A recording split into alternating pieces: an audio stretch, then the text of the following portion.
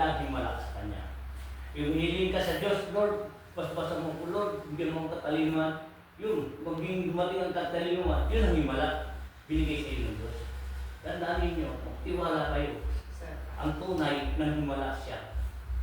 Marami na nangyayari ngayon. Ang dito ng Diyos, magbago na kayo. Habang may panahon pa, nandito na mga saktunan ninyo. Tingnan mo, sa Cebu ngayon. First time, ang lahat ng sasakyan ng bahay halos nawasak. Yung mga pinuso po doon, wala na. Nagbago lang, maraming namatay. Dahil kailangan na magbalik loob. Magbago na, huwag nilalalim yung pagsarili mo, ang kayabangan mo. Lahat, pagsamantala, mag-ipon ka ng mga kayamanan kung ugali mo hindi maganda yung Diyos. Hindi ka tatawag ng Diyos. Ang tunay na ugali, yung tunay ka. Huwag kang batang, huwag kang makasarili dahil di mo magdadala yan. Yan hindi kailangan ng Diyos. Ang gawain gusto ng Diyos, mawa kang mabuti. Yun. Tulad dito, nandito siya, nandalaki siya. Umiling siya, Lord. Bigyan mo kong baswas, bigyan mo kami ng paninda ng maraming customer. Kasi humingi ka sa kanya. Humingi ka ng himala. Walang posible. Gagamit siya ng mga angya, papasok ng mga tao. Sila ang bibili ng mga katinda mo. Para ang Diyos ang gagawa ng paraan. Patagawa ng mga buti, ang Diyos ay sa iyo. Hindi. Kung ito ginagawa ko, kung wala kayong paniwala, walang himala. Kung may himala kayo, may himala. Kung alanganin kayo, mag-isip, huwag na kayo pumunta dito. Wala rin mangyayari, magpapagod-pagod lang tayo. Hindi ako nagpagaling, ang Diyos. Kasi ako, noon, lahat ang namin nalulunod sa iyo, akong kumukuha. Una doon ako. Ang nalulunod doon, ilang oras hindi nila makuha. Walang 5 minutes, kuha ko na. Kahit 3 oras na, may himala. Kasi tumatawag ako, Lord, alam ko, kayo ang daan. Walang posible sa inyo. Hanggang ngayon, kapitiro ako, nilulong po nila ako. Puso na yun, naglilingkod ako sa kanila. Ang sabi ni Lord, anak tayo ng Diyos. Gusto mo, at nandito lagi mo ako, tumatawag ka lagi sa akin. Gusto kita gamitin, sabi niya. Kung gusto mo, hindi ka maiya sa mga tao. Sabi ko, hindi ako naiya sa mga tao. Dahil natatakot lang ako sa inyo po. Dahil hindi sa inyo, wala dito sa lupa. Kung ano man ang bilhin niyo sa akin, gamot sa mga tao, tanggapin ko po. Dahil sa inyo, wala ako sa inyo. Wala ako dito sa lupa. Pusong lahat ng bagay sa Kanya ang kagaling. Wala pa pangyarihan kung hindi tulog. Sa Kanya lahat. Pagsamantala, alam ko darating ang panahon na sa Kanya tayo lang. Basta importante, huwag tayo mamintas, mamusgahan. Kung may Diyos ka, lumapit ka sa Kanya, humingi ka, inanggabay sa Kanya. Kung may sakit ka, humingi ka sa Kanya, meron siya gagamitin ang tao. Ang tao yun, sige mo ba, ito na ang himala binigay ng Diyos sa Kanya, para himala rin ang kagalingan ko. Hindi, ganun yun. Wala sino man ang pangyari kung hindi galing sa Diyos. Hiram lang natin ang lahat ng pangyari ng Diyos. Dahil para siya makapilot galing tayo niya. Sa inyo ngayon ang masakit kayo? Sa ulo mo sa ano ka? Lahat. Ano pangalan mo? Berlinia. Dagara. Alisin mo sa labi mo dito.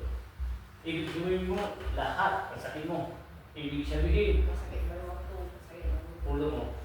Ibig sabihin, hari ka ng sakit. Tinanggap mo lahat. Very good. Yan ang sabi nila. Magpalad ka na ang lahat ng nakaramdaman ng sakit, hinako mo na lahat. Mabuti dumating sa iyo, huwag nang ibigay mo sa mga pamilya, bahay mo, tanggapin mo na.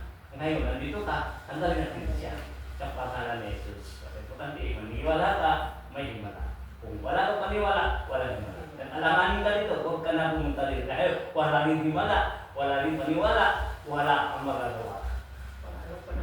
Hugas ka ng kamay. Hugas dito. Tapos, di po. Tumukha. Maraming na dito. Dito. Yan ang ganun. Kasi, dito, ganito. Tanong mo. Sige. lahat ng katawan, pahin mo lang kamay ng tubig, siguro mo tapon. Ano na, ginawa ko na?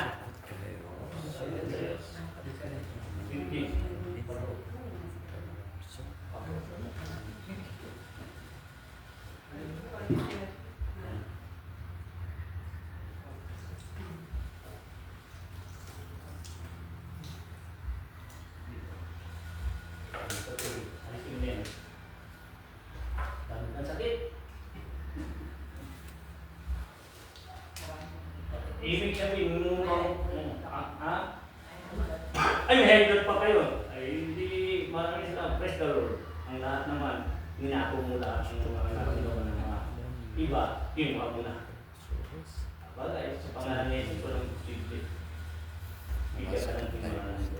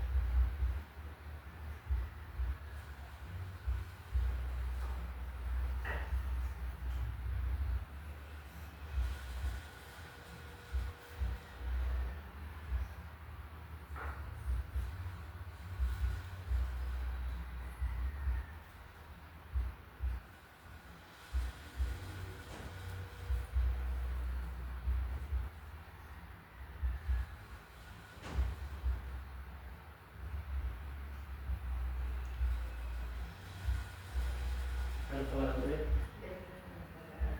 Kaya. Dalaw-dalaw mo yung masakit mo. Kinagdam mo ngayon. Ito na. Sige, dalawang likod mo. Kumusta? Okay na. Okay na. O, wala ka ng sakit. Iwadagin ang lahat ng sakit mo. Wala na. Malinis na. Hindi na lahat. Sa pangalan ni Jesus. Rito ano? Bigyan ng lakas lang. Lakas lang.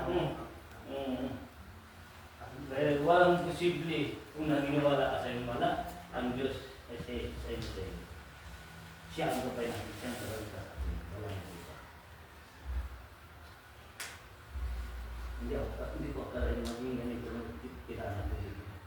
Pinay ka po ka sa siya dito. Yung kausap mo rin.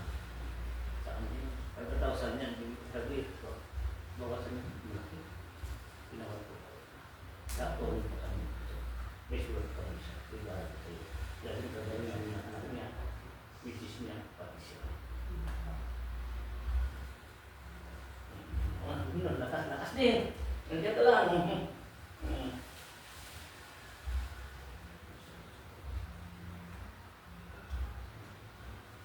Tama rin ito dahil maluwang ang bayan niya, may walang daanan, walang parkingan.